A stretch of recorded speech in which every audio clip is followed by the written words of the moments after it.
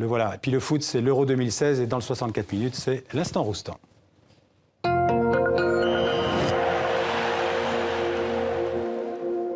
Bonsoir Didier. Bonsoir Xavier. Alors on rentre dans le vif du sujet, les premiers huitièmes de finale avec une énorme déception cet après-midi pour la Suisse. Terrible, terrible. La Suisse qui s'incline au tir au but devant la Pologne. Alors c'était mal parti, un but encaissé assez rapidement. Et puis ils se sont repris en deuxième mi-temps, ils ont poussé et on sentait que ça allait pas venir. Il y avait évidemment après une lassitude physique et mentale et il a fallu un exploit de Shaqiri pour l'égalisation à quelques minutes de la fin. Dans la prolongation, ils tenaient leur proie, mais sans doute fatigués, ils n'ont pas vraiment achevé la bête. Et après, vous savez, les tirs au but, c'est pas la pièce. Il y a un côté psychologique, technique, mais ils ont raté leur deuxième tir au but et les Polonais ont réussi leur 5. Oui, vraiment beaucoup de déceptions. Les Polonais se qualifient 5-4 tirs au but. Oui. Alors il y a un match qui est en cours en ce moment, c'est Pays de Galles, Irlande du Nord. Je pense que c'est toujours 0-0. Toujours 0-0, voilà. Oui, absolument.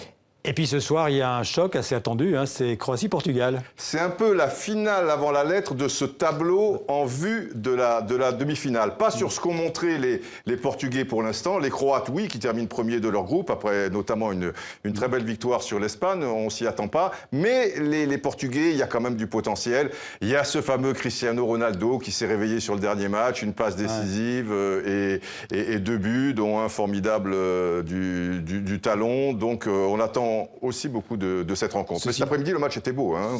Oui, la Suisse. Absolument. Ouais. Alors, ceci dit, le Portugal, ils ont pas gagné. Hein. Ils se sont qualifiés avec 3 matchs nuls. Oui, mais vous savez que l'Italie, lors de la Coupe du Monde 82, lors du premier tour, aussi groupe A4, avait fait 3 matchs nuls et ils avaient gagné la Coupe du Monde aussi. Ce qui veut dire que le Portugal pourrait aller loin.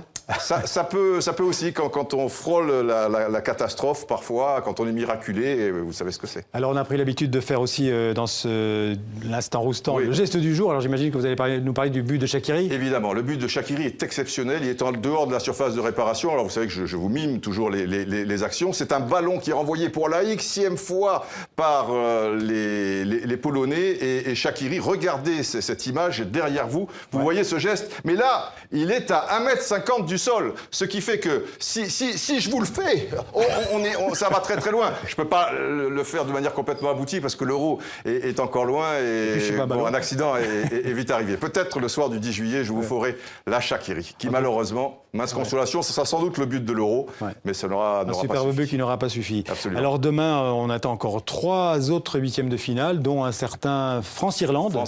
France-République d'Irlande, dont on attend beaucoup. Évidemment, nous sommes largement favoris, mais on le voit avec ce premier huitième de finale. Évidemment, quand il y a une élimination, une qualification au bout du match, il y a un côté émotionnel très fort qu'il est difficile. Les équipes toujours se tiennent d'assez près. Alors ça, ce sera à 15h heure française, et puis à 18h, il y aura Allemagne-Slovaquie. Normalement, là, il ne devrait pas y avoir trop de problème pour les Allemands. Absolument. Et puis dans la soirée, à 21h, Hongrie-Belgique. Un mot là-dessus? La Belgique, quand même, qui est favorite. Eux aussi, ils sont partis doucement, mais ils restent avec une défaite. Ils restent sur 2 victoires. Et petit à petit, ça monte en régime. Ils sont dans un bon tableau. Moi, j'y crois. Mais il ne faut pas sous-estimer la Hongrie, hein. Ah non. Les mégas, bien sûr que non.